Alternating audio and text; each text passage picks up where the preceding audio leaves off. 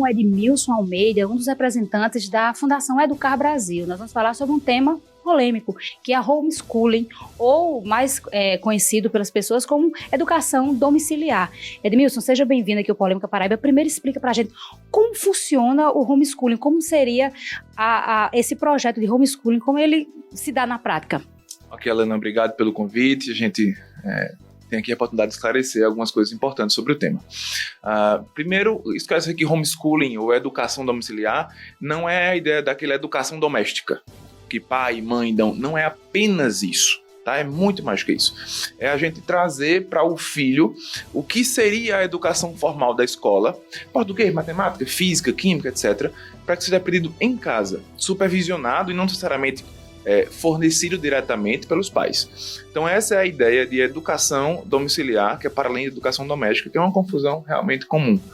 Então, no Brasil, hoje, nós temos vários grupos despontando em vários estados do Brasil, temos também associações nacionais, né, sobre o tema. Nós temos, inclusive, uma preocupação do Ministério da Mulher, Família e Direitos Humanos sobre o tema e uma preocupação presidencial, né, encaminhando o projeto de lei para a Câmara dos Deputados. Então, hoje, esse movimento está ganhando uma certa notoriedade, um volume, né, que, diga-se de passagem, não tem a menor intenção de rivalizar com as escolas, não é essa a nossa ideia, né? E eu, como representante jurídico do grupo Educar PB, a gente pode falar um pouco mais sobre esse tema. Eu acho que meu primeiro questionamento seria esse: seria obrigatório? Porque a gente sabe que nós temos uma educação muito deficitária no Brasil, muito. Temos um número imenso de analfabetos funcionais, que também é gigantesco. Como funcionaria? Qual seria a proposta de quem defende o homeschooling? A ideia, Alana, é o seguinte: a legalização, ou melhor, a regulamentação desse direito, porque nós entendemos que é um direito já constitucionalmente previsto, já previsto em documentos internacionais que o Brasil subscreve, amplamente verificado na Constituição Federal e em instrumentos infraconstitucionais também. É uma falácia, quando a gente sai da faculdade de Direito, pensar que juridicamente a educação é só na escola. Não é. Não é essa a ideia da Constituição, né? Então, a ideia do homeschooling é dizer o seguinte: famílias, vocês querem educar em casa? Ótimo, venham educar em casa. Seja possível a vocês fazer isso. Famílias, vocês não querem educar em casa, querem ir para a escola? Ótimo, sejam bem-vindos à escola. E a escola privada, a escola confessional, a escola comunitária, a escola pública, seja ela o formato que for. Então, a ideia do homeschooling é agregar pessoas de diferentes formas de visão sobre a vida e sobre a educação e sobre o ensino, nessa possibilidade de ensinar em casa.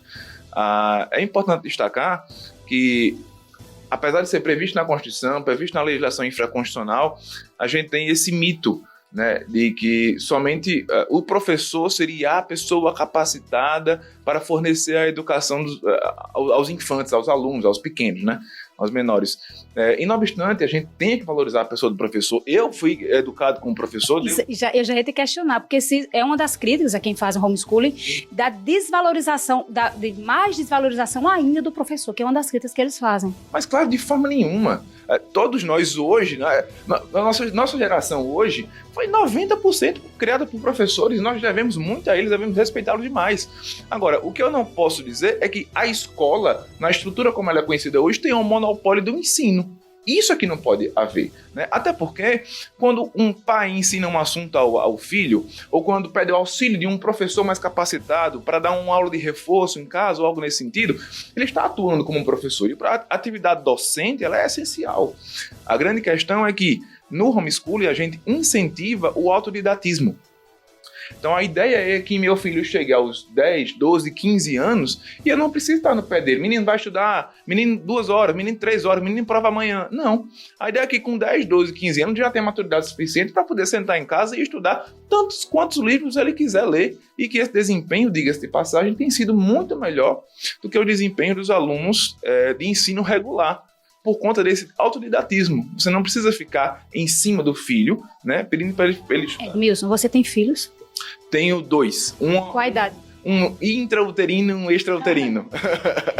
Eu tenho um adolescente em casa que, graças a Deus, João Vitor não perdeu trabalho. Mas eu pergunto na prática, isso funciona? porque na prática ele estuda, ele tem boas notas, ele foi campeão de Olimpíada de Matemática, mas assim, será se realmente você deixá-lo? Eu acho que a ideia de ir à escola, tem aquela, eu não vou falar nem de socialização, porque também tem outras coisas, acho que você está aí ao lugar de se... será se funciona para os adolescentes? Como é que funciona nos países que isso acontece? O adolescente vai realmente querer estudar sozinho? Claro que ele vai precisar de tutoria, né? Mas como é que funciona? Alana, a gente não precisa ir nem muito longe, nem em outros países que a gente tem uma regulamentação, uma atuação de homeschooling em vários países, inclusive um país com IDH maiores ou menores do que o Brasil, mas a gente não precisa nem tão longe. Aqui na nossa Paraíba, no nosso Brasil, na nossa Paraíba, tem famílias que fazem homeschooling, cujos filhos estão numa evolução educacional semelhante ao que seria segundo ano do ensino médio e conseguir a aprovação do vestibular sem muita dificuldade no Enem.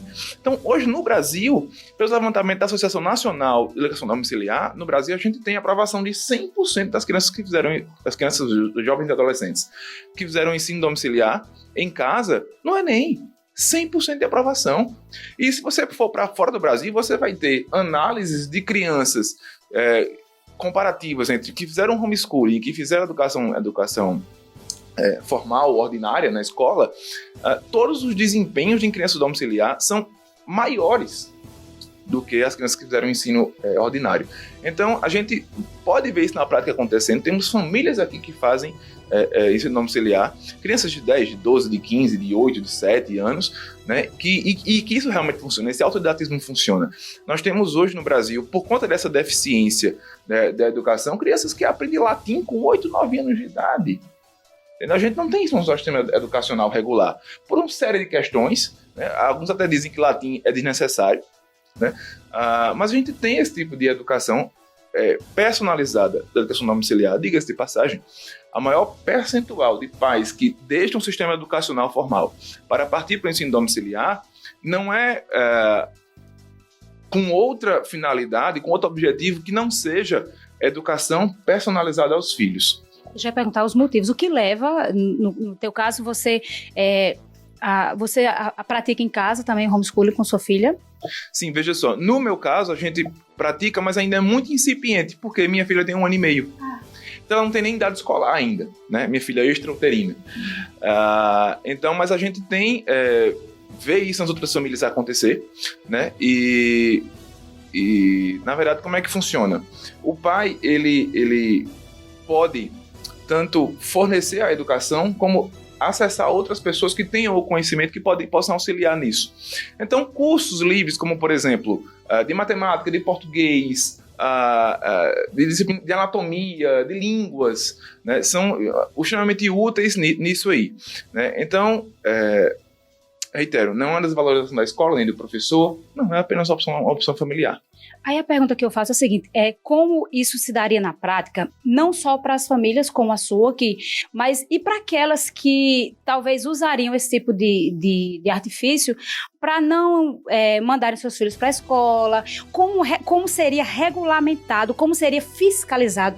Você falou da questão do Enem, esse é um ponto, eu acho que inclusive é uma crítica que eu faço à educação formal hoje, que a gente só vê a qualidade do ensino com aquela finalidade de conseguir passar no vestibular, numa faculdade, que agora nós temos unificado. Mas e as outras coisas que a escola beneficia também, do contato, de você ter noção de democracia, de estar lá, estar no ambiente.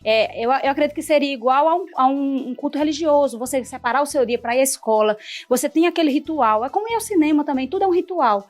Como você se daria toda essa regulamentação do homeschooling de acordo com a proposta de vocês?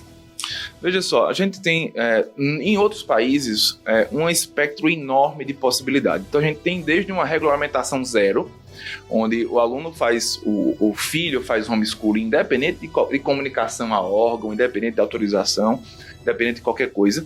E a gente tem um espectro do outro lado, que é um homeschooling vigiado.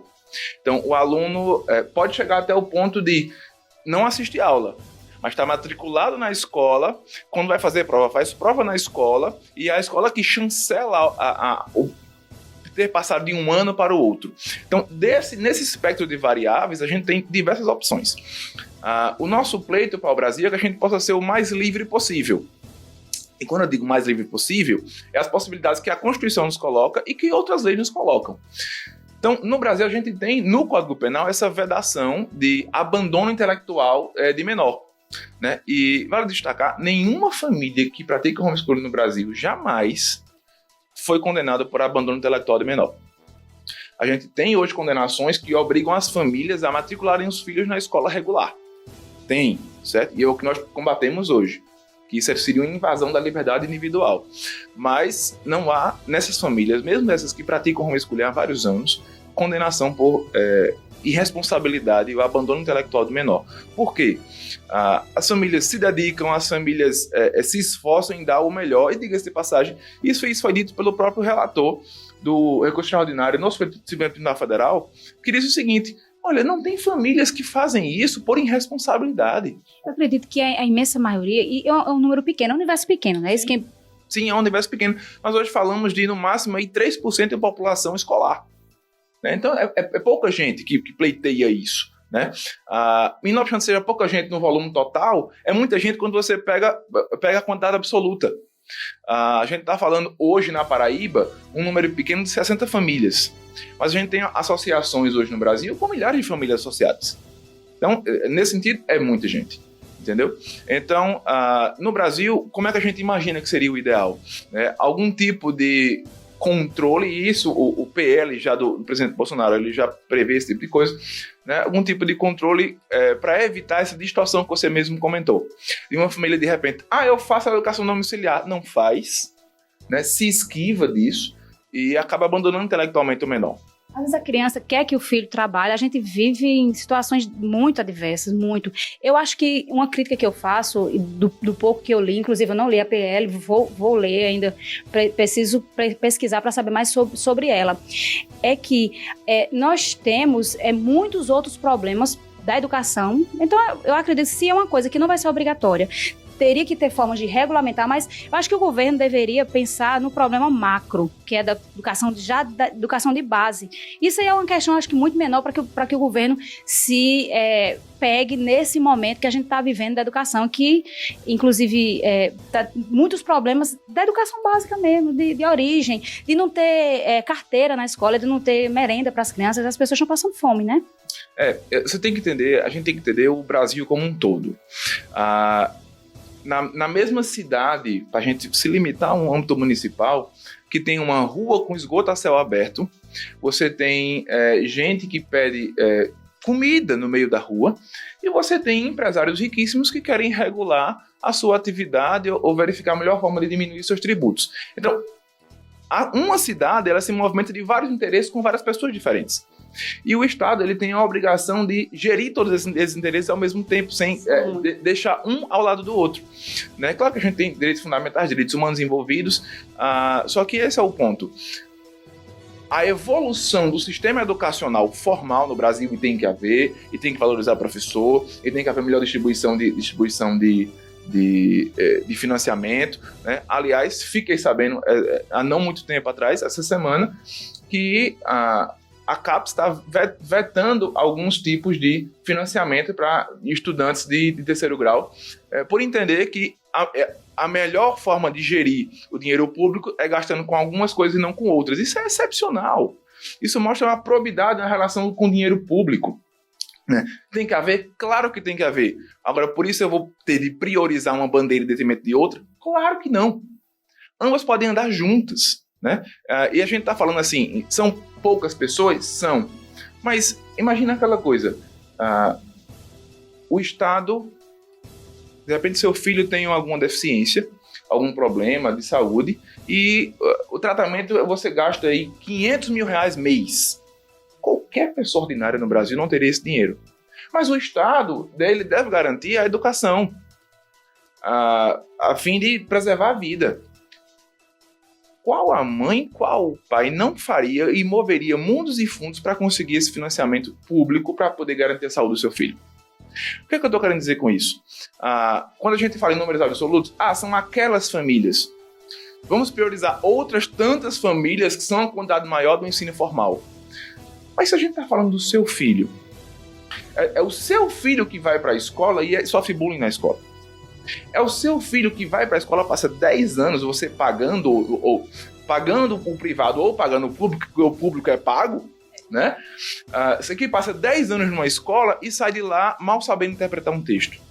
É o seu filho que sai da escola sem saber conseguir no Detran registrar um carro. Que tem conhecimento sobre trigonometria, sobre álgebra, sobre aquilo outro, mas não tem um conhecimento básico sobre língua. Mal sabe usar vírgula. Quantos alunos a gente não tem em terceiro grau assim? E um terceiro grau, em universidade. Edmilson, quais são as razões? O que leva, no teu caso, você deve conhecer muitas outras, não só as suas, que levam os pais a não quererem mais esse ensino tradicional. Quais são os motivos? O primeiro e maior motivo é a educação personalizada. Potencializar as características pessoais e evoluir com as deficiências individuais. Numa sala de aula, foi ótimo você cogitar isso, você leva nessa questão, porque isso é um ponto muito interessante. Numa sala de aula, eu tenho um professor para quantos alunos? 10, 20, 30, 40, 50, 60 alunos. Como é que eu vou potencializar as individualidades de cada um? Como é que eu vou suprir as necessidades variáveis, deficiências de cada um? Um aluno é bom em matemática, o outro é bom em português, mas, respectivamente, são péssimos em português e péssimos em matemática. O professor de matemática e de português vão fazer o quê? Nivelar, porque ele não tem tempo de tratar as deficiências e as potencialidades individualmente. Nisso, esse sentido é uma covardia com o professor. No homeschooling, eu tenho um pai e uma mãe, ou pai ou mãe, para 1, 2, 3, 4, 5 filhos, não mais do que isso hoje em dia. Então, a gente tem um atendimento muito mais personalizado às necessidades de cada filho. Nós temos crianças no nosso grupo de homeschooling aqui na Paraíba, filhos do mesmo casal, idades semelhantes, 2 anos de diferença. Um é um leitor ávido, leu muito mais livros do que o brasileiro médio em toda a sua vida. Só que é péssimo em matemática. Nós temos múltiplas inteligências, né? Eu acho que a questão é essa, né? Exatamente. E aí, em casa, fica melhor você tratar isso aí. Então, essa criança, especialmente, ele tem um time de leitura muito, muito mais propício. A sua irmã, de 2 anos mais nova, ela mal consegue ter uma boa leitura, uma boa interpretação de texto. Mas sabe a tabuada como muitos adultos não sabem. Culpa de quem? Culpa da natureza que os fez assim, vamos assim chamar, e a mãe anda trabalhando a potencialidade de cada um e suprindo a necessidade de cada um, respeitando o tempo de cada um. Eu acho que está esclarecido para mim e para quem está em casa, porque nem é obrigatório e nem você não vai ter que tirar seu filho da escola, e que, agora sim, eu acredito que para a gente chegar no consenso aqui, deveria sim regulamentar, porque tem um caso que são maravilhosos vocês, mas a gente tem que pensar no nosso Brasil continental, cheio de diferenças, cheio de desigualdade. Muito obrigada, Edmilson. Então, qualquer coisa que você tiver aqui, a gente vai trazer também. Vamos falar também do outro lado, de quem não defende. Sim. E qualquer dúvida a gente traz aqui. Eu quero conhecer também mais histórias sobre homeschooling. Alane Aponira para o Polêmica Paraíba.